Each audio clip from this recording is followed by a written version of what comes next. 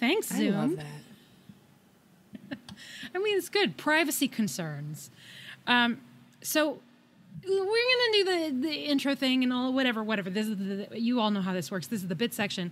But I don't want to make our guests sit through the bit. So before we do the whole spiel, Sarah Marrs is here.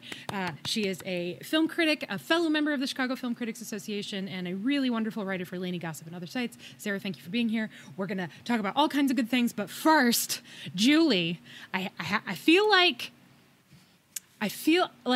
I don't think "and I told you so" is appropriate. It is, but I do think there's like a bit of a I think you need to come clean to the people who heard you dismiss the potency of the hand flex into a microphone in this our year.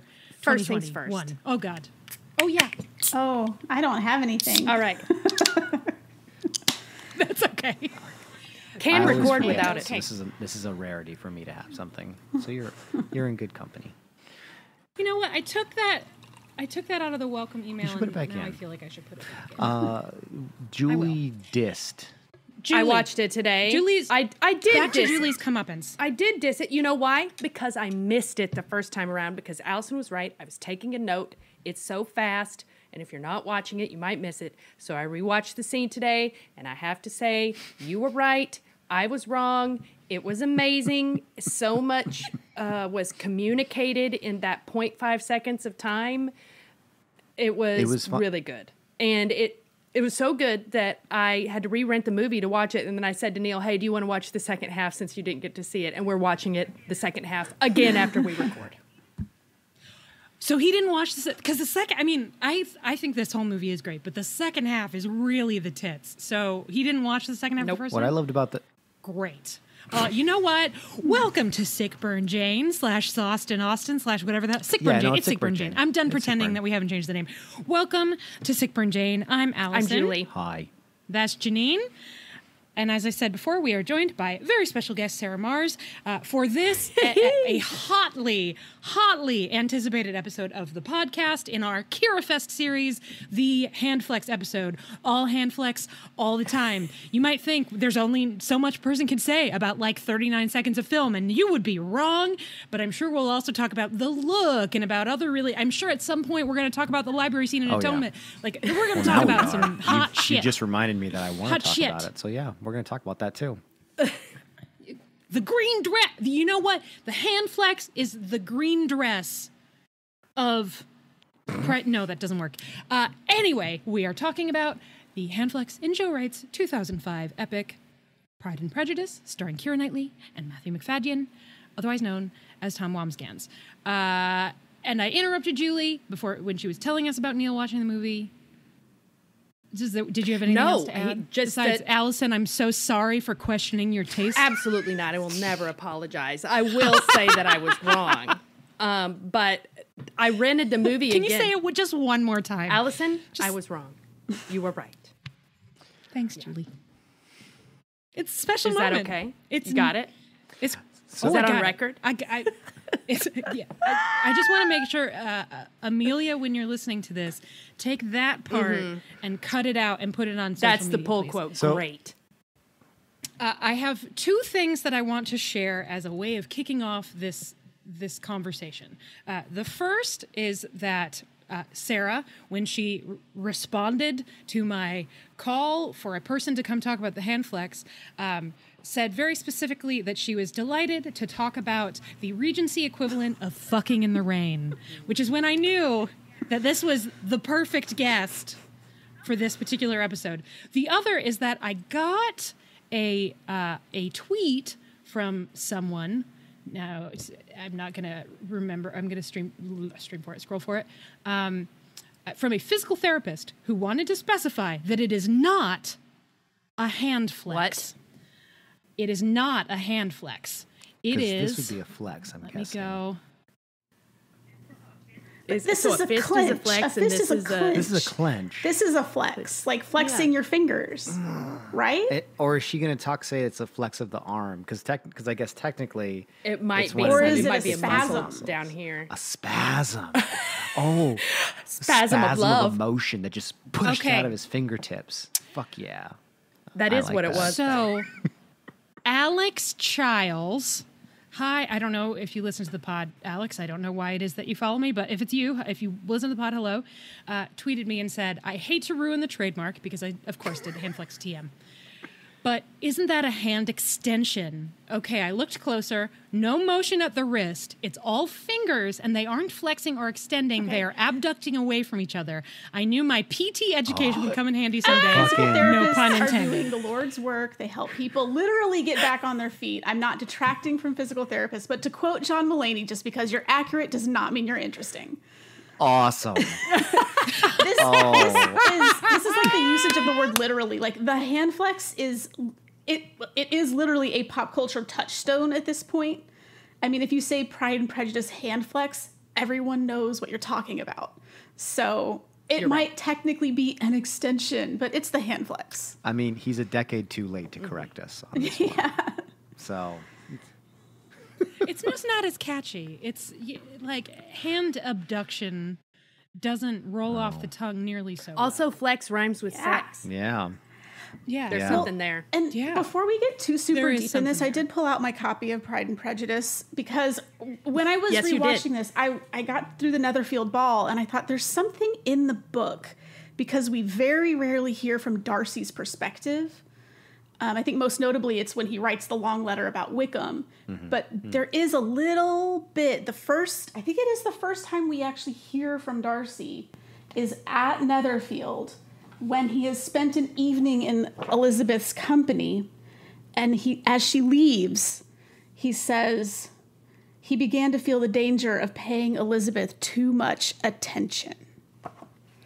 And I think that moment when, first of all, Matthew Mcfadden's performance as Darcy is not bad. It is great. It's a different take than Colin Firth's. If you prefer Colin Firth, that's totally fine. But what Mcfadden is doing is completely legit. I remember when this movie came out in 2005 and people were like hating that performance. And I'm like, no, he's just playing him as socially awkward. Like, it's fine. But I think that moment with the hand flex is a physical expression of that line of Darcy realizing there's something there that I don't want to be there. That sounds so Yes. on point. That's exactly what I said to Neil right before we recorded when I explained to him that I was wrong about it and that the way that it's shot and the way that it's shown is him. It's like he touched her and was like, oh no. It's you can feel like this, Totally. this sinking feeling he must be having walking away of just like, God, please no. Not this Oh, trash. It's like what it always makes me think of is at the moment what it currently makes me think of is at the moment I'm obsessed with the Sherry Thomas series Lady Sherlock, which please read it. It's the best. If you think the name is dopey, you are correct. Doesn't matter. It's hot and funny, and there are great ladies in it, and I love it very much. And in it, often when our main OTP, whenever they make physical contact, there's always like a tingle in their fingers or like a jolt of electricity all the way up their arm, and it makes me think of that. But it is a little bit like, God, get out. Get Exactly. out. Like, It's like Yeah. sexual zip zap zap. They feel it in their fingers and then they feel it in their toes, you know? Oh, stop it. Well, it is. I mean, I know that Bridgerton is kind of recasting that era as like very sexy and sexual, and people were definitely having sex in the Regency. This is the era of Sir Francis Dashwood and the Hellfire Club having their weird orgies in caves with nuns and stuff. So I don't want to What's be that like, part of history? Oh my goodness. I don't know oh my about gosh, that. do yourself a favor and fall down to Sir Francis Dashwood. Just it's. I'm making a note right now. People were crazy. They were so rich and so bored, and they had nothing to do. So their orgies were like on point, super themed, really elaborate. He built caves on his country house property where they could go in and have these bizarre sex rituals. There's just bored rich people entertaining themselves, but it's wild to read about. Sorry, I derailed you. That's awesome. Thank you. Really, like realistically, if you're in the social strata of Elizabeth Bennet and Mr. Darcy, especially for Elizabeth because she she's quite pretty. She's very smart, but she doesn't really have great family connections. Her family's not distinguished. Her mother is actually implied to be quite, not just vulgar, but possibly like trade class. And they don't really have any money. So really her virtue is her one bargaining chip. And the amount, when I rewatched the movie, what I was really struck by is how focused Joe Wright's camera is on those tiny moments of physical interaction, because that's all they're going to get. You know, their courtship is going to be short. I think the book lapses in about a year. And the time that they actually spend together in that year is weeks. It's not much. Yeah, not long. It's really not much. And they have the one dance at the Netherfield ball, this hand touch, and then when they reconnect at Pemberley, I mean, that's it. That's their whole courtship. So everything has to go into these little tiny moments. And if you look at the moment leading up to the hand flex, when he hands her up into the carriage, the way that they have shot that, Matthew Mcfadden's hand looks huge. And Keira Knightley's, because it's a little bit more forward in the camera, and Keira Knightley's looks very small. And so you get that like great masculine feminine contrast, but you also get the element of just this tiny little feather-light moment that has an instant physical impact. And he has to base almost his entire physical attraction on just that. And so it's kind of, I mean, it's like this great moment. We all like, it's gift to death on the internet and everybody, you know, jokes about it. But I think it is such a perfect encapsulation of how little they truly had to go on to form these attachments. Yeah, there's a reason. I mean, essentially it's become a meme now, but the fact that its meme status hasn't actually affected its potency, I think, is a testament to how good it is. The thing that I love about the filmmaking there, because I also just rewatched it, is that it's like it happens before either of them knows that it's happening. It's a surprise to both of them, it feels like. Yeah. When we see Bingley hand Jane in, we see his hand and her hand and the whole, we see both of their torsos, their bodies, we see the entire exchange. With Lizzie, she like curtsies to Mr. Darcy very briefly, whips around, curtsies to Bingley, is getting into the carriage, obviously in a hurry. She just had that amazing salty exchange with Caroline, which I just love. Very instructive. And then when she turns around and is surprised, and then the hand is just there. Like, she didn't reach for it, but we also don't see him reach for her hand. It's like their hands just come together, which is just, it's so cool. It's such a thoughtful, surprising, and obviously sexy piece of filmmaking. And man, does Keira Knightley sell the hell out of it. They both do. And the hand, the flex itself is obviously key. But the way that she just stares over her shoulder at him like, what was that? What just happened to me? And you know what? She can stare because he's full on back to her because he is running away from her. Running. Yeah, like he lifts her up, it happens, and he's like, deuces. And he just starts kind of running back into Netherfield. And like, that's when we see that, because he's already like, he's on a high rev, he's like, baby. Where's the nearest pond? I need to jump in. Yeah, I gotta go. It's so funny. But yeah, I was very surprised at how impactful it was. So thank you. I noticed you snuck another I was wrong in there, and I really appreciate that. Sarah, do you remember the first time you saw this movie? Oh, sure. I went to see it. I was in Los Angeles. I'm pretty sure I saw it at the Vista in Los Angeles. And it was a big theater, and it was largely full. And I remember the feeling in the audience being very split in the moment. Because it's about, I think, 9 or so years from the BBC version, which was still very popular. And we're still in the moment of Colin Firth revisiting the character via Mark Darcy in Bridget Jones's Diary. Like, that was even more recent. So Colin Firth is still king of Darcy Mountain. And this movie comes out. That's my favorite live-action Disney movie. When he looked at that sun where it touched all that he owned, it was great. But I do remember people kind of just complaining about it coming out of the theater about like, oh, I didn't like this.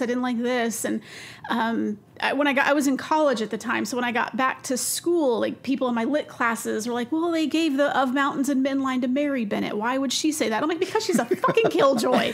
like it's a killjoy line and she's a killjoy. So she says it. But I really liked it because it's very, I just like the windswept quality. I like how focused it is on English nature and that like pastoral life, which I mean, I think it's in the BBC version a little bit, but I think the BBC version is much more detailed on the social stuff, on the neighborhood interactions, whereas the Joe Wright version is very much more just like Elizabeth walking on these English moors and on this great cliff. And, you know, it's much more of that like, you get a sense of that pastoral life, which is on the precipice of disappearing because it's the 18 teens. The Industrial Revolution is knocking. So this idea of jaunting about the country in these carriages 20, 30 years from now, like Elizabeth's children, when they go visit places, they're going to go on trains. So I think there's this kind of great beauty in this almost dying breath of the English nature that I really loved. I'm also a sucker for country houses, so I was like, oh, Basildon Park and like Stowe, the gardens. Like, I just liked seeing, and like Chatsworth, which was rumored to be the influence of Pemberley in real life. And they got to film at Chatsworth, and you get those, not only the great vista outside, but that incredible entrance hall with the frescoed ceilings. You know, so you get to see those houses because, like, obviously we don't have that in America. So I think we're just kind of innately, culturally a little bit jealous of those great old houses. Oh, hell yes. Very explicitly thing. Oh, yeah. Pemberley. Yeah. So, but yeah, it was definitely like, I remember that the first time I saw it. I do appreciate that it's come back around to people being like, no, it's good. There's a lot to recommend it. And his performance is good. And his take on Darcy is valid. Because at the time, I just remember a lot of people complaining. Yeah, I think that still, I mean, we're finding that as we're going through our parade of Pride and Prejudice adaptations. It became very obvious early on that everybody has their favorite Pride and Prejudice, and no other Pride and Prejudice can compare to that Pride and Prejudice, even if the others are good. With the exception, of course, of Wishbone, the perfect Pride and Prejudice. I mean, It is. that Darcy. That was a really good Darcy. And now I'm poor. I'm really glad that people who love the miniseries so much, and I'm one of those people, are finding a way to see and appreciate all the really wonderful things in this movie. Because I actually think the two adaptations complement each other really well. They do. It really feels like Joe Wright was creating in reaction to the BBC version. Like it feels like those two works are very much in conversation, and they don't take anything away from each other. So I'm also a huge fan of the BBC version. Like, I'm not saying I'm not. I'm also a person who has watched every Emma under the sun and likes all of them for different reasons. You're going to have to come back. We're doing Emma. We're taking a break on Pride and Prejudice because we've just watched too many. So we're pausing Pride and Prejudice and moving on to Emma. So you will have to come back and talk to us about one of the Emmas. I'm so excited. But yeah, I don't know. I think there's room for both. And I do think that in the books, I have to give credit to Matthew Mcfadden, because when I was rereading, I do think in the book, Darcy, his pride, it doesn't come off. Like, Colin Firth really played him haughty. He played him as a guy who knows that he's handsome, essentially that he's handsome, clever, and rich. He plays him as the male Emma. Matthew Mcfadden, in the book, I think you do get more of a sense that there's a little bit of awkwardness, that there's a little bit of social isolation, that he's not someone who's used to having to initiate exchanges, or maybe even keep them going. Like, he's just not a good conversationalist, at least until you get him down to like the one-on-one level at Rosings Park, and then he starts to shine. Also, Colonel Fitzwilliam 100% playing matchmaker. There's also that part. Also, part two with Darcy, he's experienced like Wickham. We don't explore Wickham too much in this Joe Wright version, but he's had relationships like go sour, like very intimate relationships have gone sour, and that's like got to mess him up too, as far as that socially awkward, isolated feeling goes of being really rich. Like, that's another piece, I think. Yeah.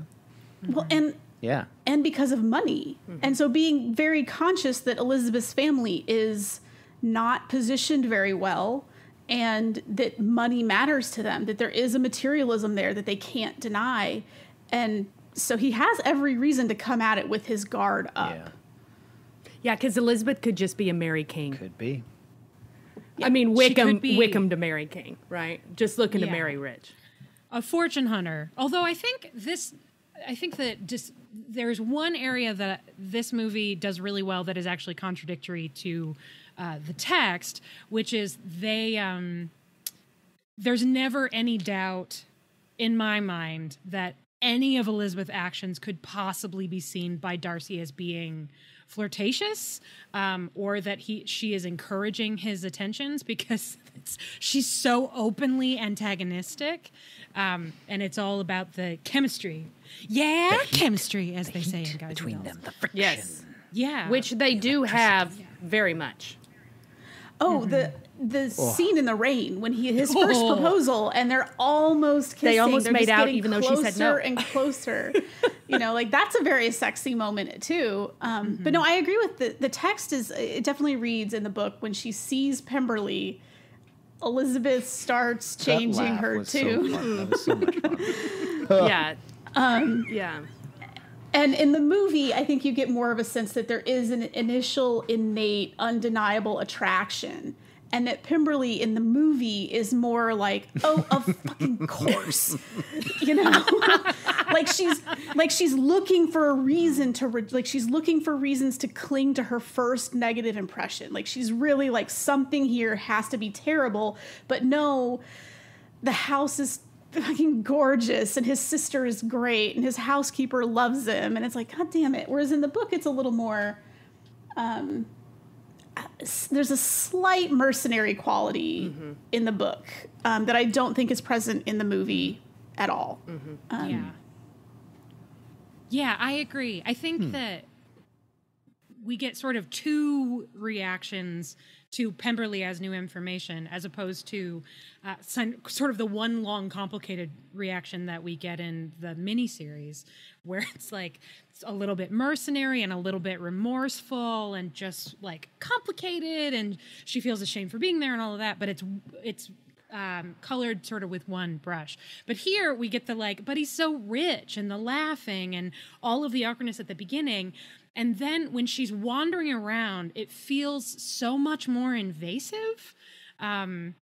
It feels, and not cruelly invasive, but like she's really seeing what he's like, because the house is an expression of who he is, as opposed to the house is an expression of his wealth, which I think is really great and smart. That scene, that's so hot when she's looking through the door and he looks up and they make eye contact and she runs away. I love it. We had that conversation about rom-coms as pertains to Pride and Prejudice and all that jazz.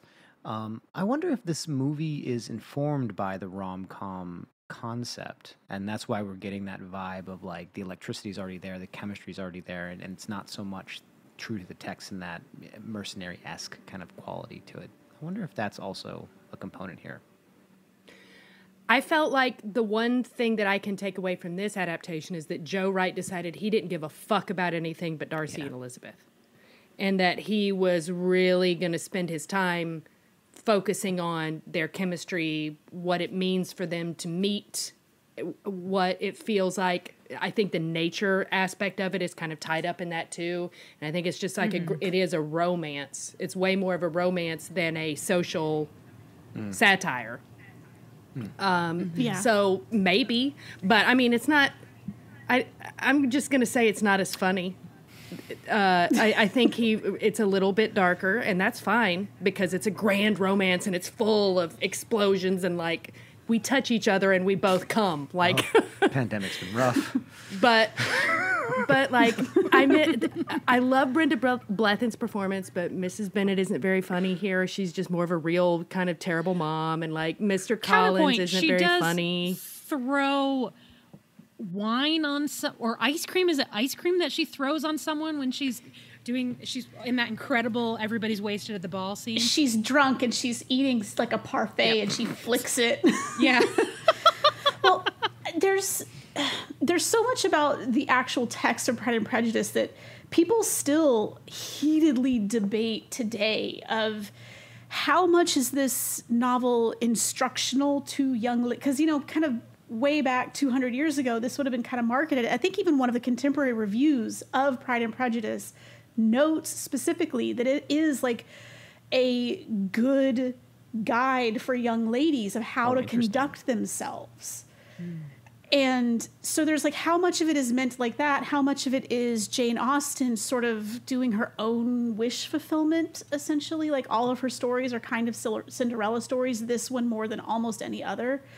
And I do think Joe Wright jettisons a lot of that and just does focus on the relationship, which kind of gives it that rom-com flavor of like, Pemberley's just another character in the story. Like, it's, you know, like everything is sort of color for that relationship, and everything is designed to contrast. I will argue Tom Hollander as Mr. Collins. I think he's hilarious. I think he's one of the best of the silly vicars that have been committed to film for Jane Austen, because he's so painfully awkward. He is like, awkward. Oh my God. It's just so, and in that moment when he says like, when he proposes to Elizabeth, he's like, I have to believe this is like one of the little games that females play or something. And it's just like, oh my God, he's such an incel. Like, it's just. That is true. That's very true. Very true. He is. He's a comment section come to life. Walking around. Yeah. What a butt. What if we are talking about sort of the pantheon of what you might call hand flex moments, of these sort of incredibly romantic, obviously sexual instances on film where nothing that is happening is actually all that explicit? I feel like I'm curious what else you would put in that museum, and the the Hand Flex Museum of cinematic nonsense and excellence. Baz Luhrmann, Romeo and Juliet, the first time they see each other through the aquarium. Yes, girl. Yes. Mission Impossible 2, when Tom Cruise is walking around the fountain. That's interesting because he's so asexual. I know, but it has that particular movie has a special place in my heart because it is so impactful. And when I saw it because it was John Woo and there was doves flying everywhere and it was very slow motion. But when I saw it in the theater, there was this man sitting two seats over from me, just laughing his fucking head off, and I cannot get that image out of my head. It was very impactful, even without that laughter. I think that was a really good moment. Similar, but not as great as the Romeo and Juliet. Mine would be what do you call it when there's a whole section of film before the credits? Preamble? Is that really what it's called? Like pre-credits, whatever? Mine would be prologue? The pre-credit prologue, maybe, yeah, of Raising Arizona, where he keeps getting arrested and she's there taking his picture every time, and then he sees her crying and he gets really upset that somebody would leave her. And then he comes back again and again and again until they finally get married. So that first like 5 minutes of the film before the credits, where he's like falling in love with her through rap sheets. I like that one. I had a really good one, but now because of a conversation that Julie and I had yesterday, all I can think about is Kevin Costner and Bull Durham. Yelling about all of the things that he likes while Susan Sarandon just sort of gapes at him.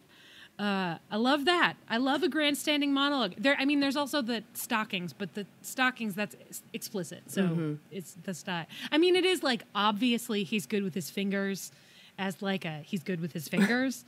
But hint, ladies, but her thigh is involved, so we couldn't really call it chaste. I have a bunch of we have to do our traditional.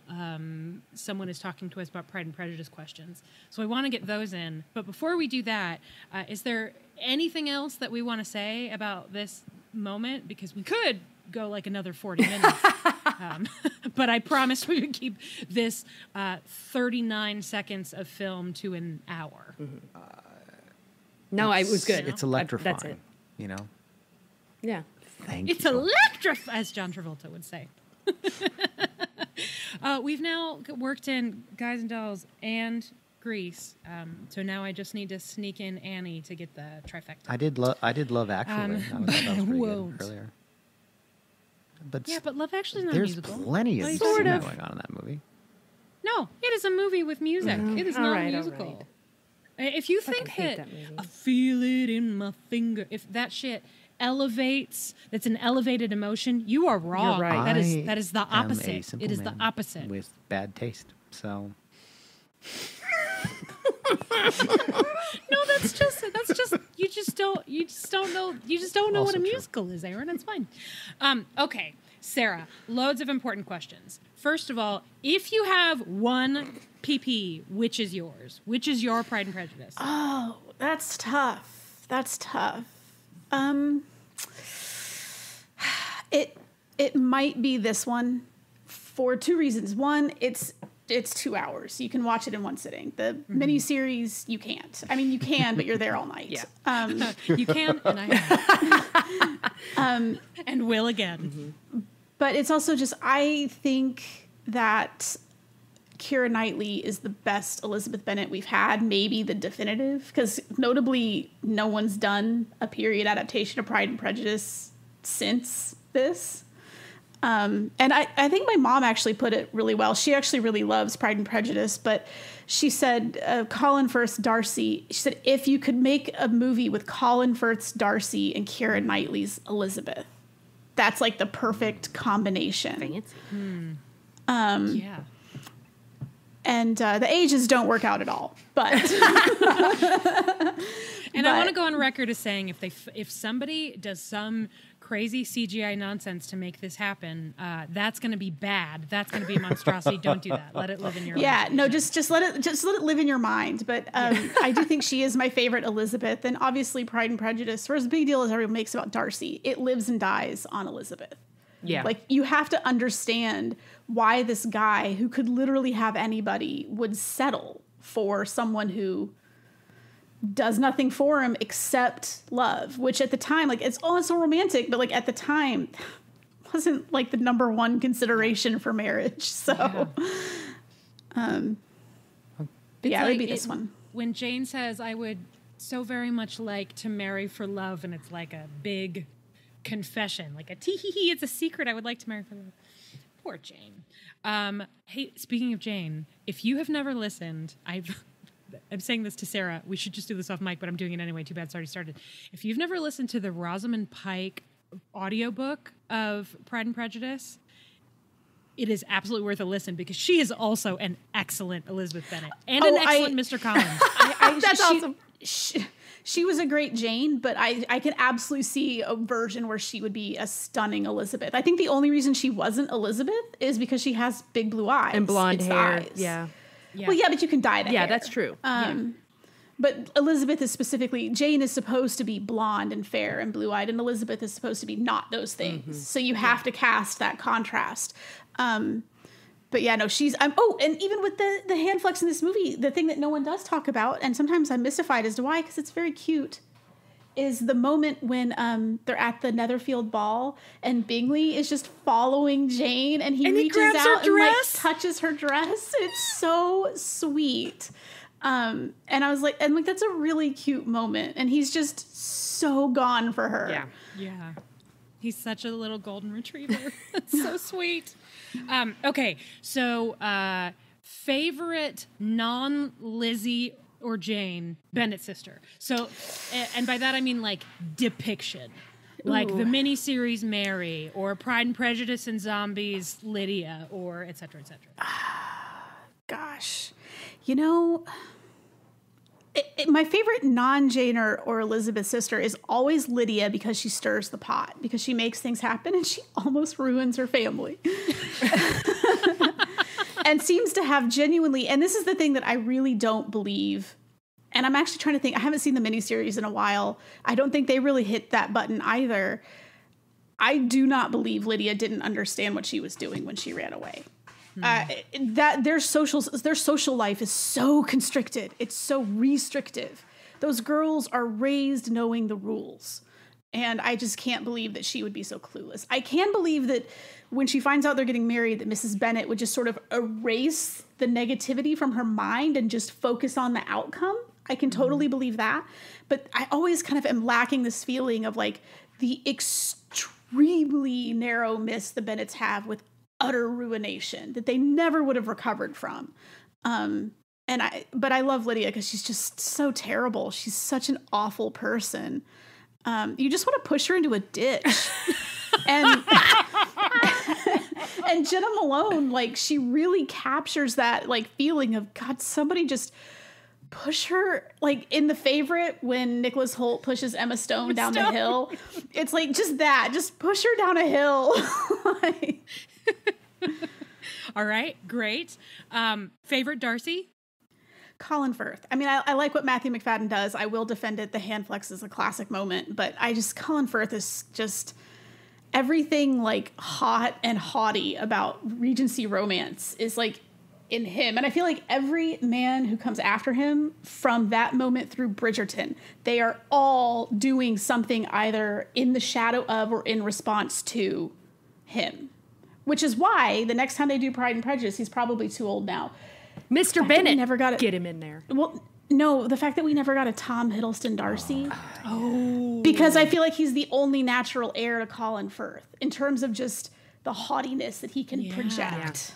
Oh, that would never have occurred to me, and that's great. And it would be funny. Yeah, and he's probably too old now, so we're probably not going to see it. Didn't we And at it's some like, damn point it. try to cast all of the members of Pride and Prejudice with Toms?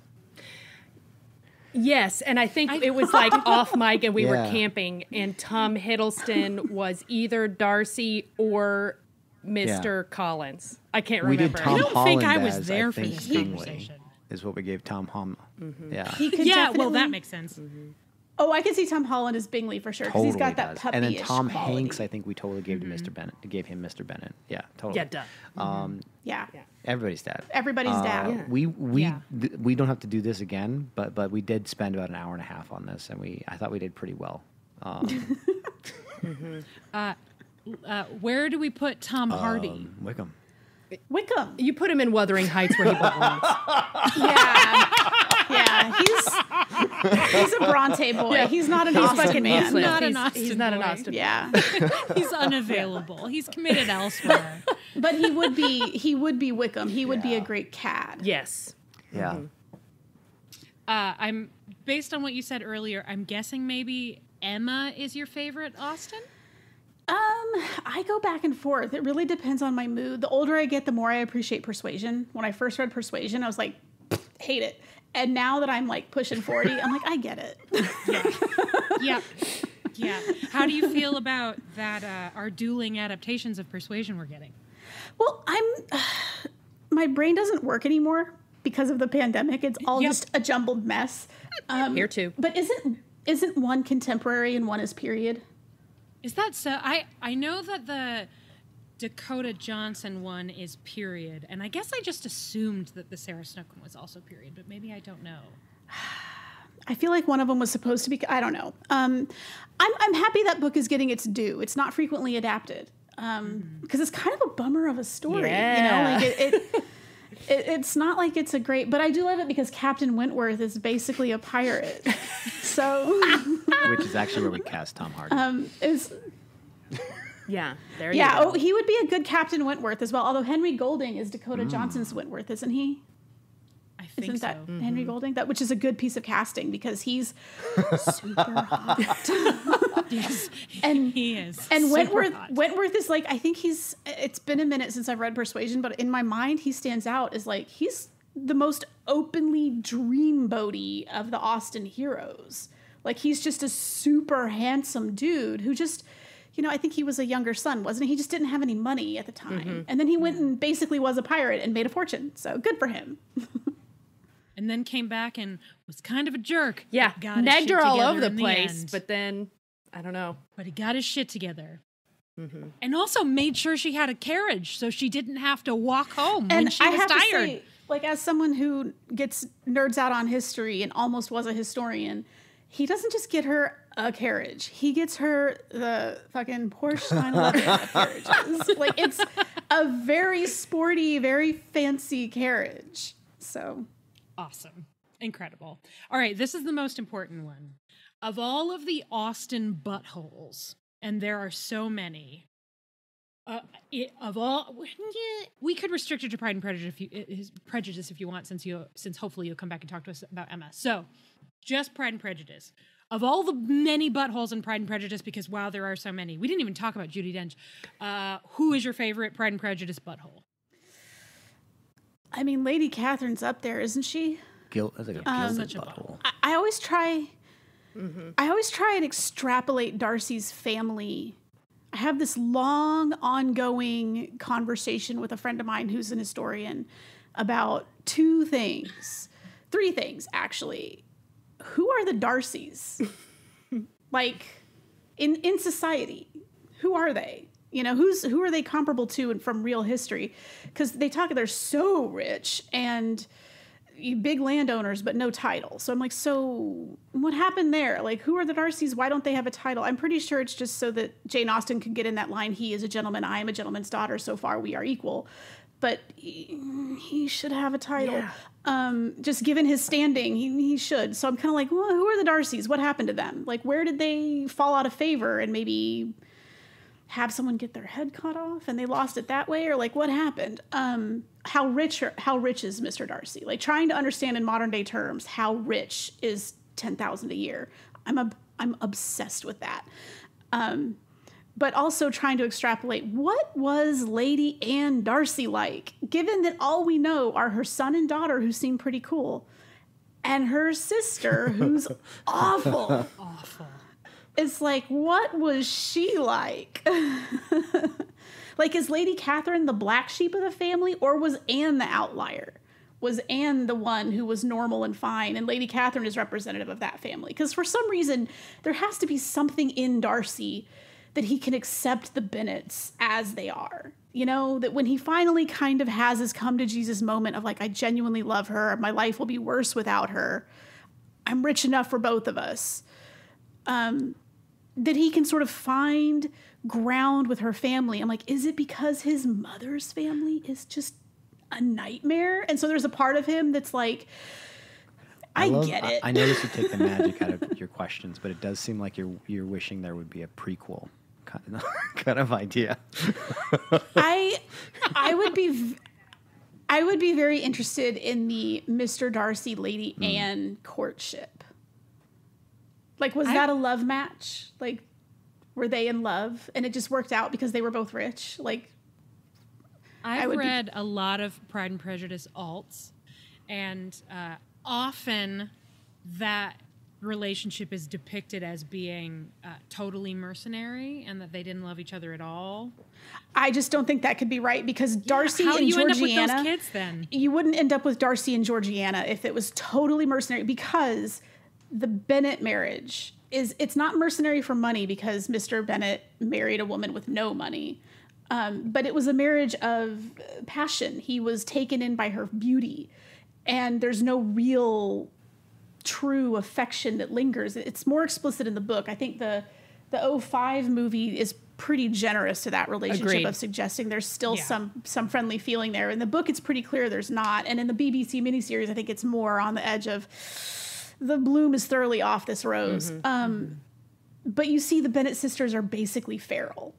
Like, it's a miracle that Jane and Elizabeth are as sensible as they are. Yes. Because the rest of them aren't. And I think if the Darcy marriage was not friendly, at least if there was no affection, Darcy and Georgiana would not be as affectionate with each other as they are. And Darcy would not be so conscious of caring for his sister when he's left as her guardian. We get a picture too of elder Darcy through the story of Wickham, and you know how he was connected to the family. And even though Wickham gives us a weird version of that story, we get a sense that elder Darcy was a man of conscience. That word now feels weird. Mm-hmm. Yeah. Generous and a terrible judge of terrible judge. Well, yeah, if Wickham really could have like made his fortune through the Darcy largesse if he'd been even halfway decent. But that's the thing. It almost seems like, I mean, I guess you could read something about the elder Darcy maybe having this slight blind spot for how people really are. So you could think, well, maybe he didn't quite see his wife for who she really was. But I just don't think Darcy and Georgiana turn out as well as they do if that's an unaffectionate marriage. Because it's an unaffectionate marriage at the Bennett household. And those kids are just a mess. I mean, Mary all by herself. Mary, quite But I do appreciate in this movie that there is a strong thread of Mary's interested in Mr. Collins. Yeah. And that if her mother wasn't so dumb, she could have promoted that match. Because Collins was there to like sort of keep it in the family, essentially. You know? So if they'd pushed Mary a little bit, it's like you probably could have kept Longbourn in the family. But she just, Mrs. Bennett has no sense. So she gave up on Mary a long time ago. Like, she doesn't even see Mary as an option anymore. It's just like, nothing. Blind. Yeah. Classic middle child. Oh, Mary. All right. Well, Sarah, thank you so much for joining us. Great. This was everything that I dreamed it I would be. actually have a question for you guys. Because you mentioned it. And it made me think about it. My favorite of the Pride and Prejudice alts is Death Comes to Pemberley. So what is your favorite alternate version of Pride and Prejudice? I mean, there's a little Lydia novella called The Bad Miss Bennet that I just enjoyed so much. But I honestly think that it's the TV adaptation of Death Comes to Pemberley specifically because Jenna Coleman is so good. She is. Jenna Coleman is like unbelievably good as Lydia. I think she might be my favorite Lydia. It's I think the most interesting version of Lydia, although I also really love Jenna Malone. So I think that. I think it might be Death Comes to Pemberley. Me too. Based on what we watched, Death Comes to Pemberley is definitely the most compelling and well acted. Oh, and there's a book, Elizabeth and Darcy, that I really liked a lot. There's a sequel that I have not read, and I really liked that. Pride and Prejudice and Zombies, of course. It would have to be the book because that movie is just ridiculous. And I haven't read the book, but I know the book is much better. The book is better than the movie. The book you haven't read. The book is better. And I'm saying this because they had the It best is. explanation of economics. Well, they just breed faster than we do. They can make more. There was a good combination. I'm tired. Janine's an economist, so it is very on brand for him to remember that from Pride and Prejudice and Zombies. Of all the things. At some point, can we talk about how rich Darcy I should figure might that be? out. That's been like on the tip of my mind as well. So I'm into it. You know what? Honestly, if that is a thing that you want to talk about, when we come back to Pride and Prejudice, I would very gladly listen to the two of you figure out how rich Darcy is for hours. I have notes. It's gonna happen. It's gonna happen. That's awesome. What about you? What's your favorite Pride and Prejudice alt? It's Death Comes to Pemberley. I like the concept of Lydia and Wickham being revisited upon Darcy and Elizabeth down the line, and just the stress and tension that because you want to assume the happy ending, you want to assume everything's fine, and like Mr. Darcy says, they have all the carriages in the world and whatnot, but it's going to be tough. Like, she didn't change social class technically, but economically, she made a huge leap. And that's that world is so restrictive and it's so built on these rules. And she's not just making friends left and right in Darcy's circle. And also the implication that they struggled with their fertility, I think, is interesting because you don't really see it. Even when you go through those great classic families of Britain, you don't often even see that. You do usually go through, you can look up, Wikipedia details everything, or you can go on the Debrett's website and look through these old family trees, and you see these great families and they've got 5, 6, 7, 8 kids, 10 kids. The wife dies in childbirth and the Duke remarries and has 5 more kids with the second wife before she dies in childbirth, and he marries again and has 3 more kids with the third wife. It's these huge families. So the idea that the Darcys, again, just me being kind of weirdly obsessed with who they are, they have, it seems, that they have dwindled to just Fitzwilliam and Georgiana.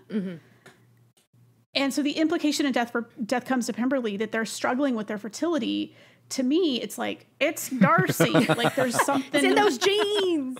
There's something on his family tree because they've dwindled down to just those two. And normally a family like that, there'd be scads of cousins and siblings. And I mean, Bridgerton is a more realistic of a family like that they would be prolific because it's the pressure of the heir and the spare. But infant mortality was real. Keep going, have more kids, because there's no guarantee that the oldest is going to make it or the second oldest is going to make it. You need backups. Yeah. All right, so double episode, finances, family tree, and how that relates, we're gonna because solve that's all going the to be very mysteries. important for this relationship. Maybe he's so rich because they only had 2 children. Oh, it's that actually doesn't matter because of the way entails work. Okay, so I'll have to back do in some those research on days, which is actually what's plaguing the Bennets. That's why Mr. Collins is there. It's because he's going to inherit over the sisters everything, lock, stock, and barrel, that's in the entail, which would be everything attached to essentially. If there's a title, it's everything attached to the title. If there's not a title, it's everything that's attached to the patriarch line. So that would be Pemberley, any other estates the Darcys owned, because they probably owned other estates, any property they had in London, any freeholds they might have held in London. Like even today, the biggest landowners in London are, I think it's the Duke of Westminster owns Westminster. So anything that's entailed sticks with the oldest and goes down that line. And it's really hard to break entails. So even if you had a younger son or a daughter that you wanted to favor, you couldn't unless you had liquid cash that then you could settle, like Mary King, $50,000 a year or $50,000 dowry. You know, that huge dowry that she has is her affectionate family leaving her this great sum. Interesting. But yeah, it wouldn't matter if they had 6 boys. Like the eldest is always going to get everything. Yeah, well, we're going to have this conversation. It's going to be fun. Well, I would love it. I mean, frankly, come back anytime you want. This ruled. Like, please. I hope that you'll come back and talk to us about Emma and the complicated economics of Emma. No, I'm really, really hooked on the economics of Jane Austen because it was such a preoccupation for her in her life. If you read her letters, many of which are published, I mean, she's detailing to her brothers and her aunt and her cousins, like she's detailing to basically, like, we spend this much on this, we spend that much on that, we're renting a house here for this much. They just never weren't thinking about money.